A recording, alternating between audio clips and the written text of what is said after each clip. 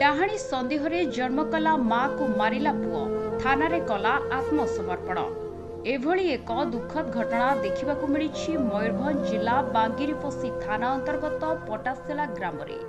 बुधवार विलंबित राति रे डाहाणी सन्देह निज जन्म कला मां कार्मी मुर्मू को बड़पुओ गजेन्द्र मुर्मू तंटी चिपी हत्या करने पर आज सकाळु थाना रे आत्मसमर्पण करिछि। तेबे खबर पाई सदर एसडीपीओ प्रकाश जेम्स थोप थाना अधिकारी कमलाकांत दास सहित साइंटिफिक टीम घटनास्थल में पहुंची तदंत जारी रखिथिबा बेले प्राथमिक तदंतरू बेकजीवी मारिथिबार थाना अधिकारी सूचना दैछंती।